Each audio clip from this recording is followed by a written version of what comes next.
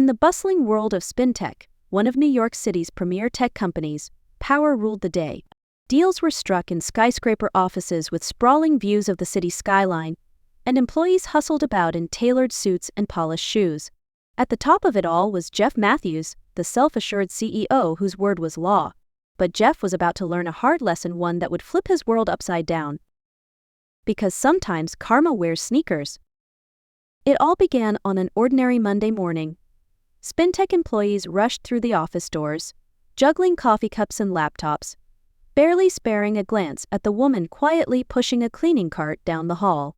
Her name was Emily Dawson, and she looked every bit the part of a new janitorial hire: blue uniform, black pants, and hair tied neatly back. To everyone else, Emily was invisible, a shadow who cleaned up the mess they left behind. But Emily wasn't who they thought she was. She wasn't a mere cleaner. She was the real owner and founder of SpinTech. Years earlier, Emily had built the company from the ground up. With sheer determination, she turned her tech startup into an industry powerhouse.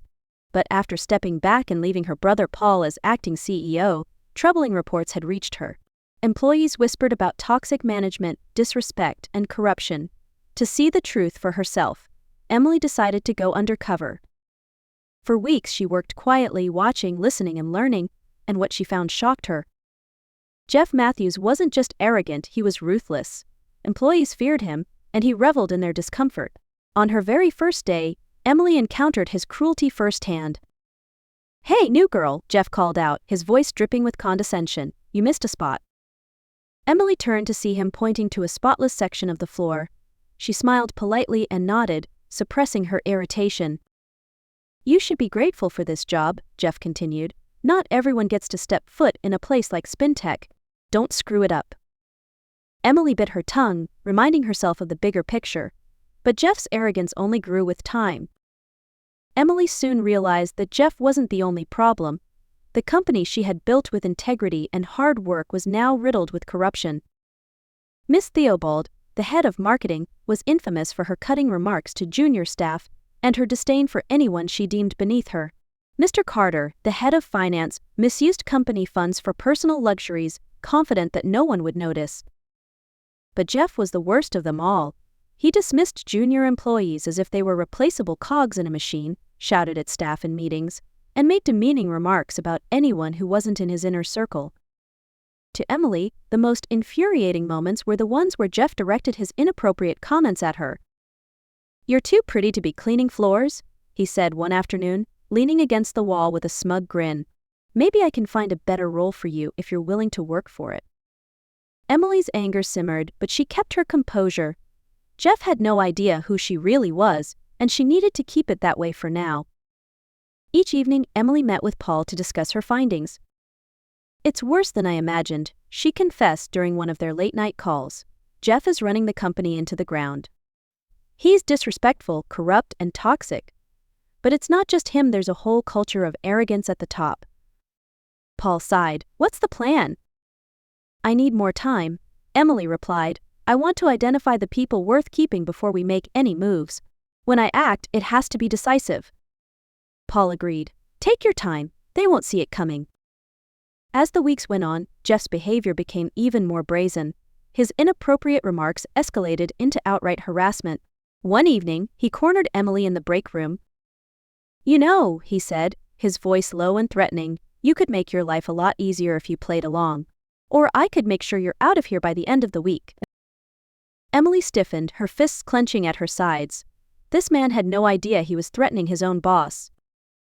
That night, Emily made her decision. It was time to act.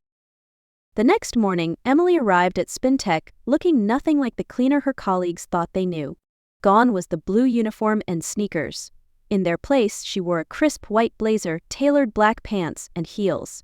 Her hair was styled, and she walked with an air of authority that turned heads.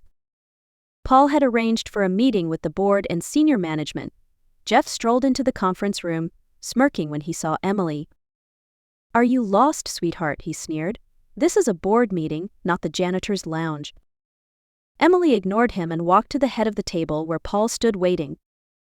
"Ladies and gentlemen," Paul announced, "I'd like to introduce you to the true owner and founder of SpinTech, Emily Dawson." The room fell silent. Jeff's smirk vanished as the color drained from his face. For months, I've been working undercover to see how my company operates, Emily began. Her voice was calm, but her gaze was steely, and what I found was unacceptable. Emily turned to Jeff. Mr. Matthews, you have harassed employees, misused your authority, and failed to uphold the values of this company. Effective immediately, you are terminated. Legal action will follow. Security personnel appeared at the door, ready to escort Jeff out. He stammered, trying to explain himself, but Emily cut him off. There is no excuse for your behavior, she said firmly. As Jeff was led away, Emily addressed the rest of the room. To those of you who have acted with integrity, you have nothing to fear. But for those who contributed to this toxic culture, there will be consequences. She listed the names of several other executives who were also dismissed on the spot. The remaining board members sat in stunned silence, realizing the gravity of the situation. With the toxic leadership removed, Emily set to work rebuilding SpinTech from the ground up. She implemented new policies to ensure respect and transparency at every level. Employees who had once felt invisible now found their voices heard.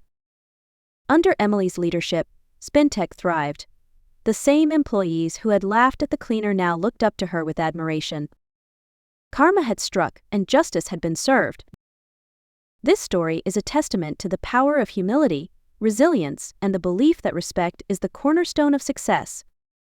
If you enjoyed this tale of redemption and justice, don't forget to like, share, and subscribe for more inspiring stories. Thanks for watching, and have a fantastic day.